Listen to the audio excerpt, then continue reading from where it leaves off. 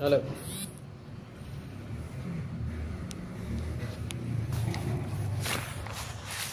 गुरुर्ब्रह्मा गुरुर्विष्णू गुरुर्देवो महेश्वरा गुरु साक्षात् परब्रह्म तस्मै श्री गुरुवे नमः.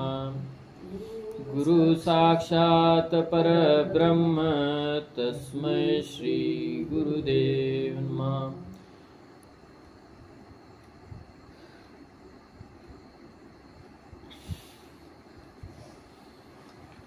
ग्रंथराज ज्ञानेश्वरी अध्याय क्रमांक 4 आणि श्लोक क्रमांक आता 25 पासून आपण पुढे बघणार आहे.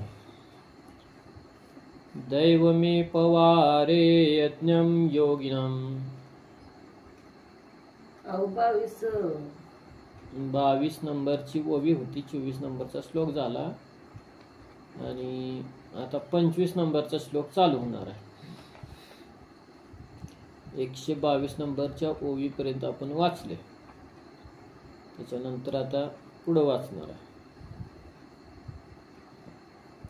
तर त्याच्या अगोदरचं जरा पाठीमागचं 1-2 ओव्या वाचतो म्हणजे आपल्या थोडंसं लिंक लागेल.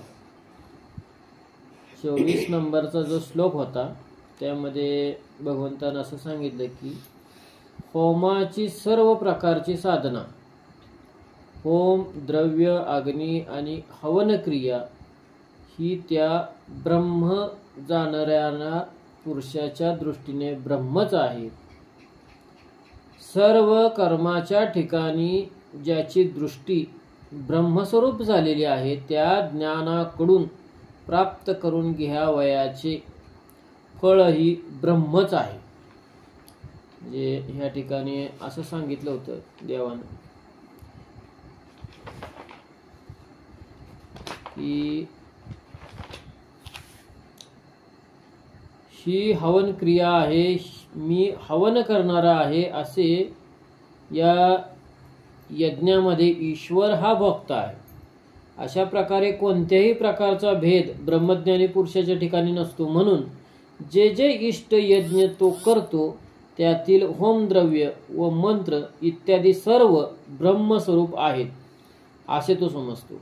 म्हणून ब्रह्म तेच कर्म अशी समत्व बुद्धी ज्याच्या अंतःकरणात स्थिर झालेली आहे त्याने कर्म केले तरी ते निष्कर्म होय.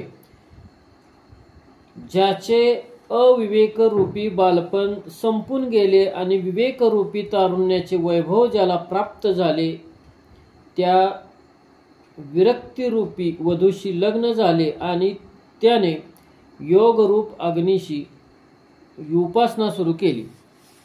अशा पद्धतीने आपण गेल्या वेळी पाहिलं होतं की जो पुरुष किंवा जो साधक किंवा जो सिद्ध मुनी संत जो कोणी आहे तो ज्यानं अविवेकरूपी बालपण संपून टाकलं, म्हणजे मनामधले जे अविवेक होता तो पूर्णपणे नाहीसा करून टाकला आणि पूर्णपणे तो विवेकावरती आरूढ झाला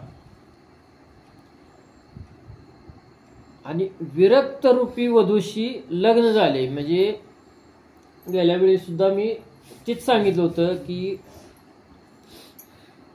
आपणच ह्या ठिकाणी आहोत आणि आपणच त्यामध्ये इन्क्लूड, म्हणजे आपण पूर्णपणे त्यात समरस झालो.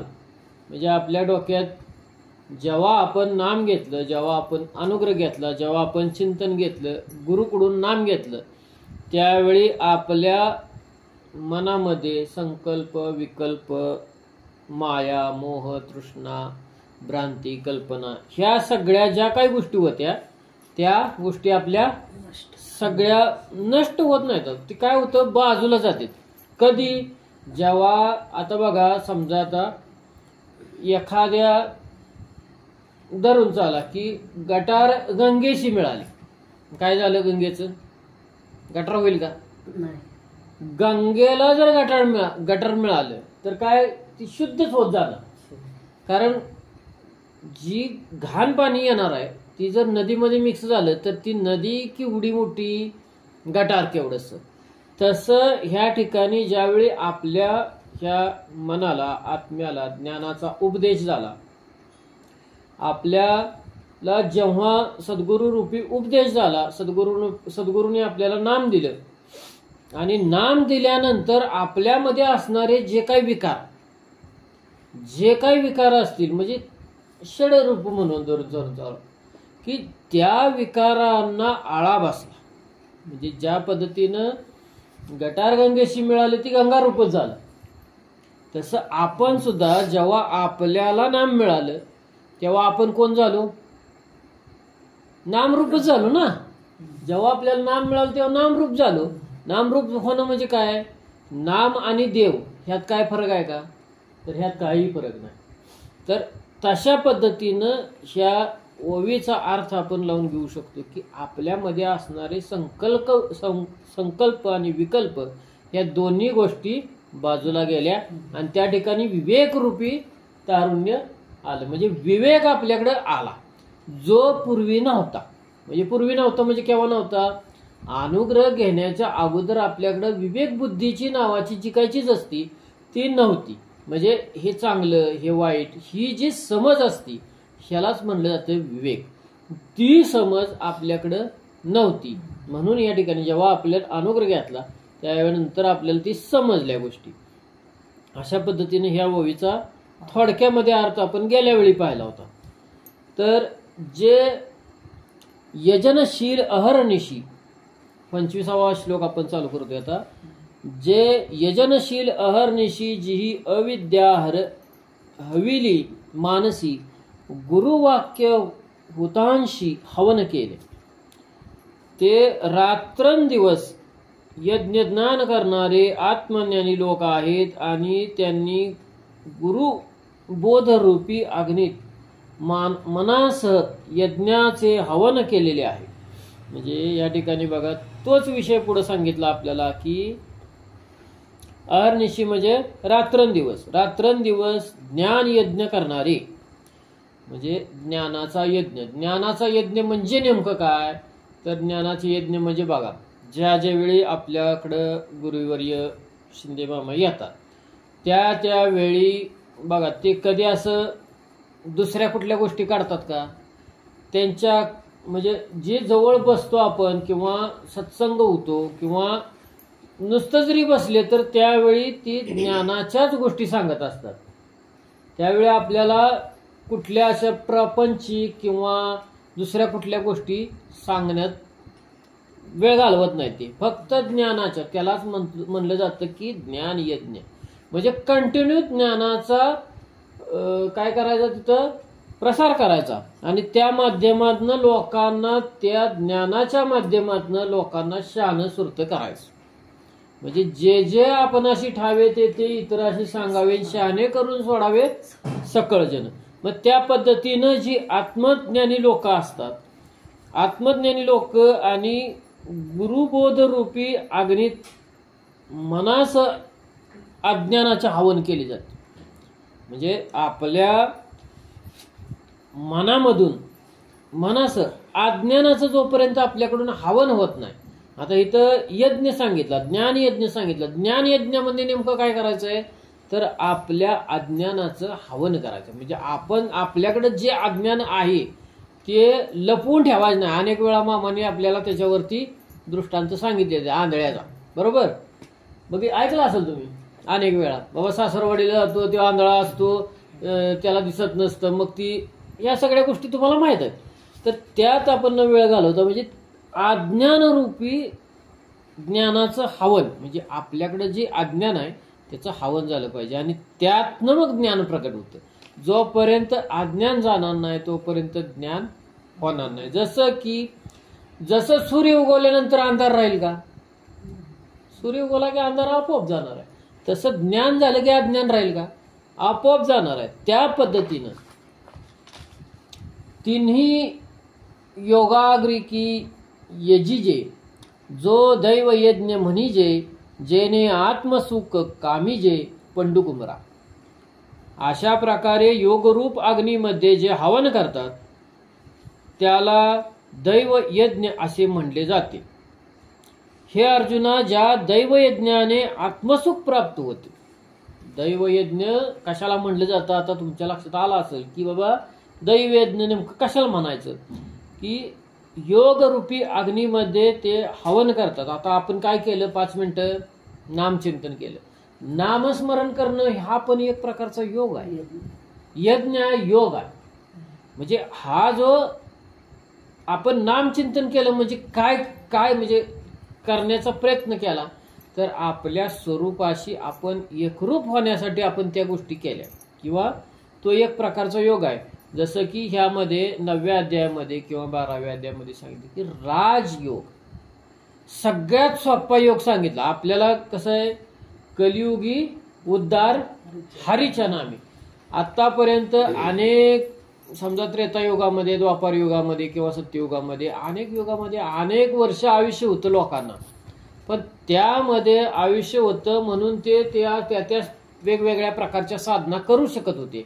म्हणजे कोण हवन करून देव प्राप्त करून घेऊ शकत होते, किंवा कोण तपश्चर्या करून देव प्राप्त करून घेऊ शकत होते. तशा पद्धतीनं आजच्या घडीला आपल्याला कलियुगामध्ये अतिशय कमी आयुष्य आहे.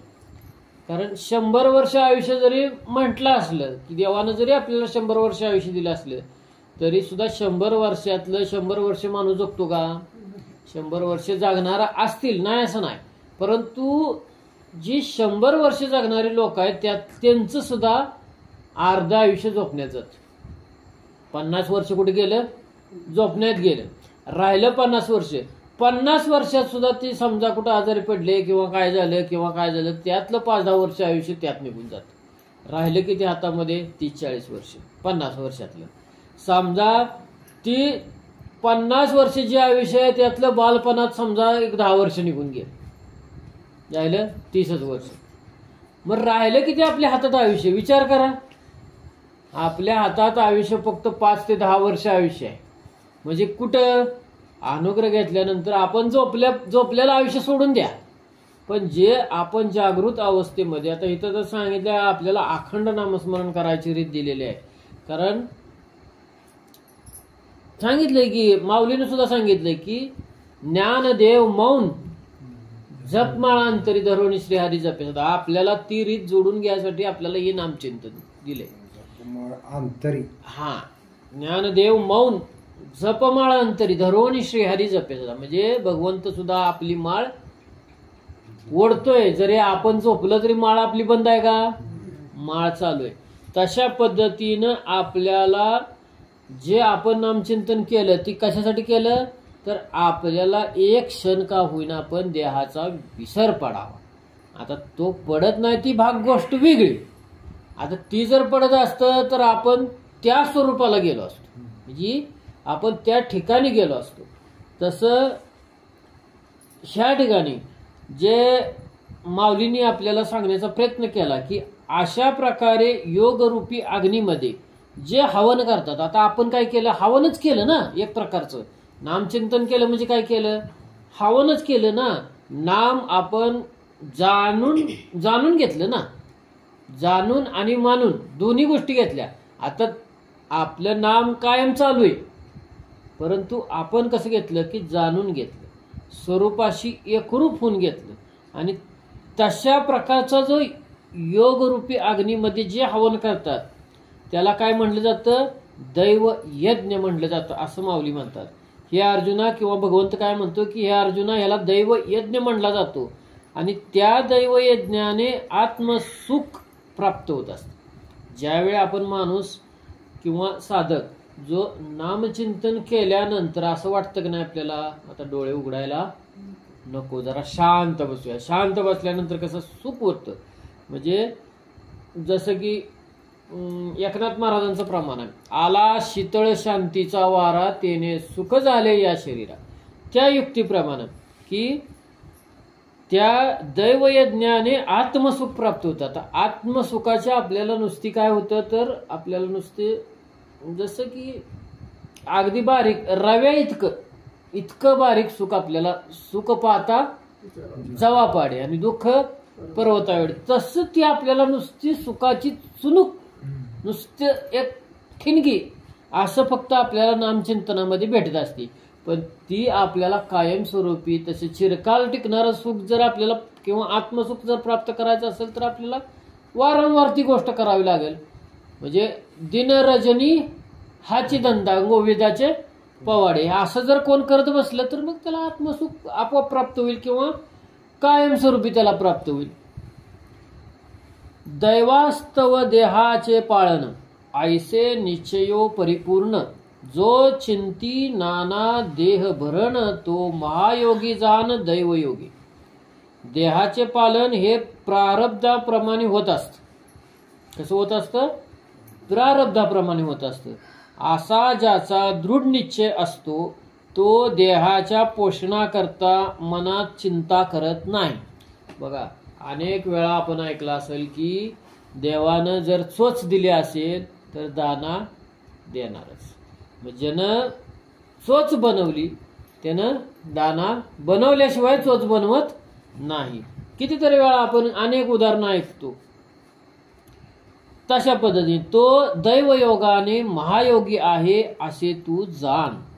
म्हणजे असा जो दृढ निश्चयी आहे. बघा इथं काय सांगितलंय? दृढ निश्चय सांगितला. देहाचं पालन पोषण हे प्रारब्धाप्रमाणे होणारच आहे. म्हणजे आपण जेव्हा जन्माला आलो तेव्हापासून म्हणजे आपले श्वास ठरलेले, आपले श्वास किती होणार ते सुद्धा ठरलेलं आहे. त्या पद्धतीनं आपण येणार आणि त्या पद्धतीनं आपण जाणार. ते सगळं अगदी 100% ठरलेलं आहे सगळं.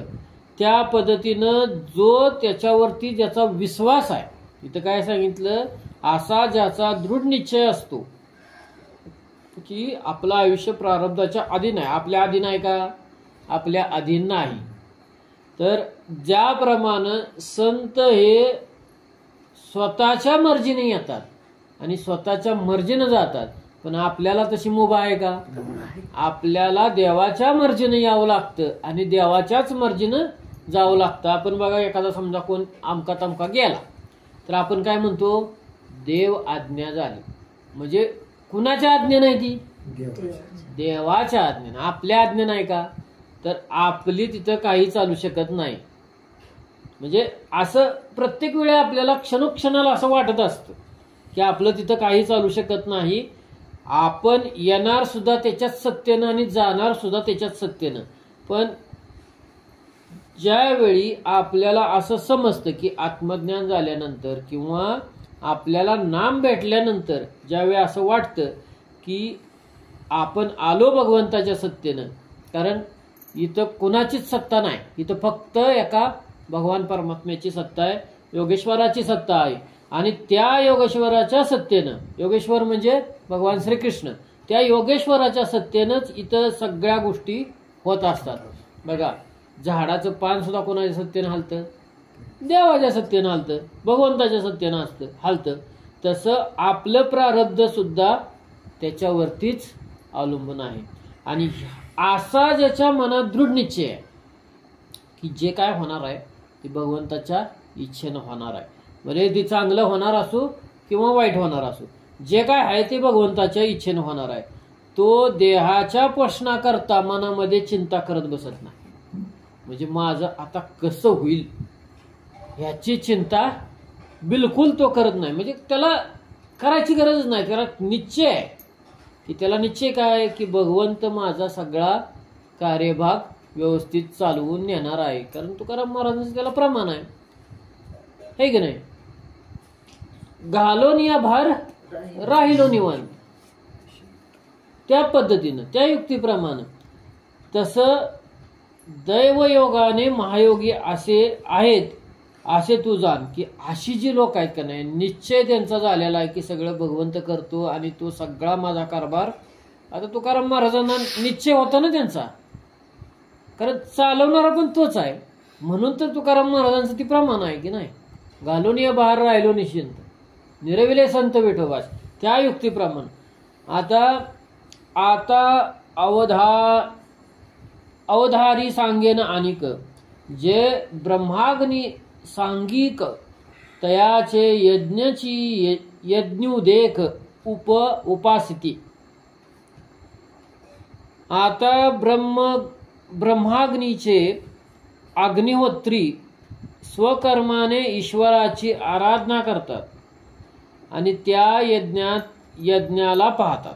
बघा आता इथं उदाहरण सांगितलं आपल्याला की ब्रह्माग्नीचे अग्निहोत्री म्हणजे जी अग्निहोत्र किंवा होम हवन जी करणारी लोक आहेत ना, ती सकर्माने ईश्वराची आराधना करतात. म्हणजे चांगल्या प्रकारचं जे कर्म आहे ना, सकर्म, स्वकर्माने ईश्वराची आराधना म्हणजे स्वतः ते काय करतात, ती ईश्वराची आराधना करतात किंवा होम हवन करून अग्निहोत्र करून किंवा अनेक प्रकारे. तर ते यज्ञातच यज्ञाला पाहतात. म्हणजे जो यज्ञ केलेला असतो त्याच्यामध्येच फक्त यज्ञाला पाहतात. पण जे नामधारक आहेत किंवा ज्यांना संत भेट झाली किंवा सद्गुरू भेट झाली, गुरु भेट झाली, ते तसे आहेत का? ते तसे नाहीत. त्यांना काय माहितीये, हा नुसता होम केला म्हणजेच होम झाला असं नाही. तर आपल्याला इथं कितीतरी दैवयज्ञ सांगितला, आत्मयज्ञ सांगितलाय, नामयज्ञ सांगितला, अशा अनेक प्रकारचे यज्ञ आहेत आपल्याकडे. म्हणजे एकूण एक वस्तू एकच आहे, परंतु वेगवेगळ्या माध्यमातून आपल्याला त्या गोष्टी सांगण्याचा प्रयत्न केलेला आहे. एक संयमाग्निहोत्री ते युक्तात्रियाच्या मंत्री यजन करती पवित्री इंद्रिय द्रव्ये. म्हणजे ह्या ठिकाणी ध्यान, धारणा, समाधी रूप संयम हे अग्निहोत्री यांचे आचरण करणारे कित्येक मूलबंधाधिक 3 बंधारूपी मंत्रांच्या द्वारे इंद्रिय रूपी पवित्र अशा द्रव्यांनी यज्ञ करतात. म्हणजे ह्या ठिकाणी जसं की एखादा साधू आपण म्हणतो ना, आता बघा झाला हे काय झालं, आता 12 वर्षातून एकदा भरतो हा कुंभमेळा. कुंभमेळामध्ये अनेक प्रकारचे साधू येतात, जी कुठं असतात ते आपल्याला बी माहित नाही. मग ती साधू जेव्हा तिथे एकत्र येतात, ती कशी साधना करतात, ध्यान करतात, धारणा करतात, समाधी रूप संयमाच्या माध्यमातून, कोण अग्निहोत्र करत असेल, कोण काय प्रकारचे करत असेल, याचे आचरण करणारे कित्येक. म्हणजे काय काय साधू तर असे आहेत की काट्याच्या फांदरीवर झोपलेले आहेत. बघितले असतील तुम्ही युट्यूबला वगैरे, काट्याच्या फांदरीवर झोपणारे साधू आहेत. काय काय बर्फामध्ये सुद्धा असं, म्हणजे कुठलं अंगावर वस्त्र नाही, तशी साधू जे बर्फामध्ये आपण राहू शकणार नाही, आपलं रक्त आटून जाईल इतक्या कमी टेम्परेचरमध्ये -45° मध्ये साधू नाचते.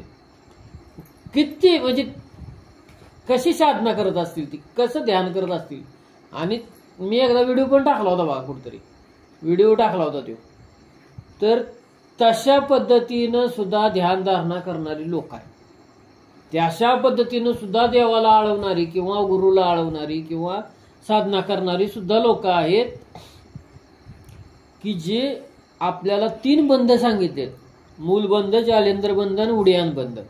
त्या मूलबंधनातील 3 बंधरूपी मंत्रांची द्वारे इंद्रिय रूपी पवित्र अशा द्वारांनी यज्ञ करतात. म्हणजे तिन्ही जे यज्ञ सांगितलेत ना, 3 यज्ञ, म्हणजे तिन्ही आपण म्हणतो ना, 3 गाठी आपल्या सुटल्या पाहिजेत. मूलबंध, जालंधर बंध आणि उड्यान बंध. ह्या 3 गाठी जेव्हा आपल्या सुटतील तेव्हा आपण मग पुढच्या पायरीत जाणार.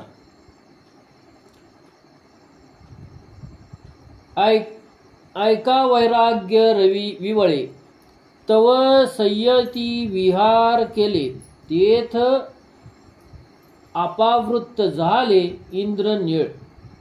दुसरे कित्येक वैराग्यरूपी सूर्य राज उदय पावल्याबरोबर संयमरूपी कुंडाची रचना करतात.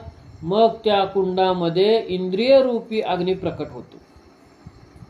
म्हणजे इथं काय सांगितलं बघा, दुसरे कित्येक वैराग्यरूपी सूर्यराज उदय पावल्याबरोबर संयमरूपी कुंडाची रचना करतात. वैराग्याचं जी गोष्ट सांगितली इथं, दुसरे कित्येक वैराग्यरूपी सूर्यराज म्हणजे आपण तुकाराम महाराजांना काय उपमा देतो? वैराग्याचे महामेरू, महामेरू म्हणतो. त्यांच्या इतकं वैराग्य कुणाकडे आहे का हो? तशा पद्धतीचं वैराग्य असणारी जी व्यक्ती आहे, किंवा मग त्या कुंडामध्ये इंद्रिय रूपी अग्नी प्रकट होतो. म्हणजे त्यांच्या नसानसामध्ये वैराग्य भिनलेलं असतं. प्रत्येक इंद्रियामध्ये वैराग्य निर्माण झालेलं असतं. म्हणजे असे जे आहेत त्याच्यामध्ये त्यांना जास्त काही प्रयत्न करावा, कारण त्यांचं मन, तन, मन, धन सगळं कुठं लागलेलं असतं? भगवंताच्या चरणी लागलेलं असतं. ती विरक्तीच्या ज्वाळा घेतली तव विकार्यांची इंधने पलिली, तेथ आशा धुमे सांडिली पाचही कुंडे. पाच कुंड म्हणजे नेमकं कुठली कुंड इथं सांगितली? त्या इंद्रिय अग्नीच्या विरक्तीच्या ज्वाळा जेव्हा वाढतात त्यावेळी काम क्रोधादी लाकडे पेटून लागतात. मग त्या इंद्रिय अग्नीच्या 5 कुंडातून अशा रूपी धूर निघून गेलेला असतो. म्हणजे 5 कुंड सांगितले ना इथं. इंद्रियाच्या अग्नीची 5 कुंड सांगितली. इंद्रिय आपली किती आहे? ती 5 इंद्रिय आहेत ना. तर 5 इंद्रिय आणि 5 तत्व अशी मिळून काय होतात? तर 10 आणि 11वं मन. तर तशा पद्धतीनं की ज्यावेळी आपण नामचिंतन करतो त्या इंद्रिय अग्नीने विरक्तीच्या ज्वाळा जेव्हा वाढतात, म्हणजे जेव्हा आपण नामचिंतन करतो तेव्हा आपल्या मनामध्ये, मग गेल्या वेळी पण मी सांगितलं होतं की स्मशानात गेल्यावर काय होतं? स्मशान वैराग्य निर्माण होतं. तसं मनामध्ये जर द्वैत काहीतरी असेल आणि आपण नामचिंतन केलं तर ती मनातला विवेक जागरूक होऊन आपल्या मनातलं द्वैत निघून जातं.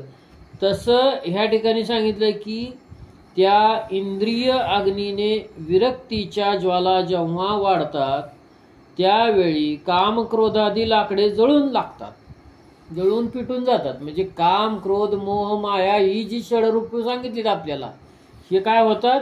हे आपोआप कमी होण्यास, आता मगाशी कोणतरी म्हटलं होतं की नाहीशी होतात. नाहीशी होत नाही, आपोआप हळूहळू कमी होतात. ही नाहीशी होण्याची गोष्टच नाही. जोपर्यंत मनुष्य आहे, जोपर्यंत ह्याच्यामध्ये देहामध्ये जोपर्यंत आहे, आपण प्रकृतीमध्ये आहे, ह्या प्रकृती देह ही प्रकृती आहे आपली, 8-10 प्रकृती आहे. आणि ह्याच्यामध्ये जोपर्यंत आहे तोपर्यंत हे षडरूप आपल्याला चिकटलेलेच असतात. जोपर्यंत आपण नामचिंतन करतोय तोपर्यंत ती डोकं वर काढत नाही. ज्या दिवशी ती बंद पडेल त्या दिवशी ती डोकं वर काढणार. अशी कितीतरी उदाहरणं तुम्ही आपण पाहिलेली आहेत. मग वाक्य विधीची या निर्वडी, विषय आहुती उदंडी, हवन केले कुंडी, इंद्रियाग्रामी ग्राच्या, इंद्रियाग्राच्या. मग वेदांत सांगितलेल्या विधीच्या पद्धतीने इंद्रिय रूपी अग्नी असलेल्या कुंडात विषय रूपी आहुती देऊन ते यज्ञ करतात. तर काय सांगितलं की मग वेदामध्ये जे सांगितले आपल्याला, वेद आपण वाचलेत का? नाही. पण वेद, नामामध्ये वेद आहेत का नाही?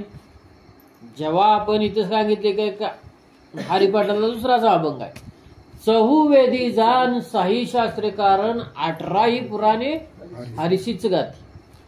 म्हणजे भगवंताच्या नामाशिवाय दुसरं काही एक, म्हणजे जी आपण म्हणतो की नाही, मंथोनी नवनीता तैसे घे आनंद.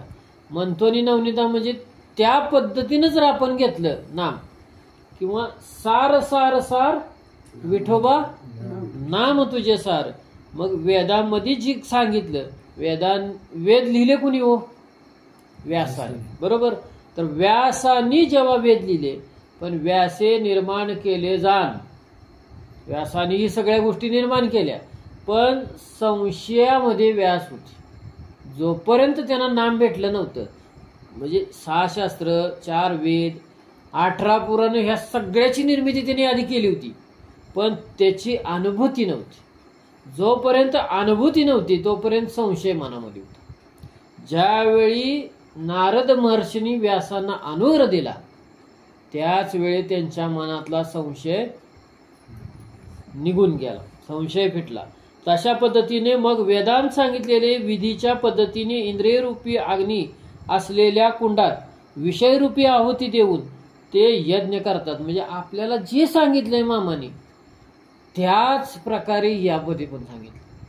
जे आपल्याला काय सांगितलंय की आपलं मन, चित्त आणि अहंकार म्हणजे ज्या गोष्टी आपल्याला तिथं लावायच्या भगवंताच्या चरणी, इथं सांगितलं वेदांचं सांगितलंय. वेदात ज्या प्रत वेद कोणी वाचलेत? आपण तर वाचलेत का? नाही वाचले. मग वेदातल्या गोष्टी इथं पण सांगितल्यात. म्हणजे आपल्याला वेद माहित नाही पण आपण वेद अनुभवलाय. आपल्याला वेद माहित जरी नसला तरी वेदामध्ये जे आचरण सांगितलं, वेदाने काय शिकवलं? जगायला शिकवलं माणसाला. वेदामध्ये जे आचरण सांगितलं त्या आचरणानुसार म्हणजे इथं सांगितलं की मग वेदात सांगितलेल्या विधीच्या पद्धतीने, म्हणजे वेदामध्ये काय सांगितलं तर आचरण सांगितलं, विधी सांगितले, पद्धत सांगितली. त्या इंद्रियरूपी अग्नीत असलेल्या कुंडात विषयरूपी आहुती देऊन ते यज्ञ करतात. म्हणजे आपले जे मन, बुद्धी, चित्त, अहंकार किंवा जी काही इंद्रिय आहेत ती कुठं लावायची? भगवंताच्या चरणी लावायची. म्हणजे त्याचं काय करायचंय? त्या सगळ्या गोष्टीची आहुती कुठं द्यायची आहे? त्या यज्ञामध्ये, नाम यज्ञामध्ये त्याची आहुती द्यायची. नाम यज्ञामध्ये जेव्हा आपण त्याची आहुती देऊ तेव्हा आपला सगळा कारभार कोण चालवणार? भगवंत चालवणार. या ठिकाणी आता श्लोक आपला 26वा संपलेला आहे.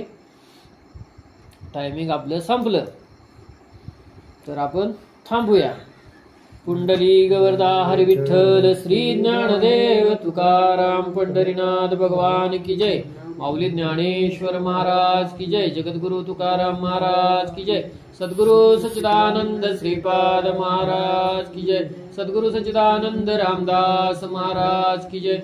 गुरुवर्य शिंदे मामा महाराज की जय. सब संतन की जय. गोपाल कृष्ण भगवान की जय.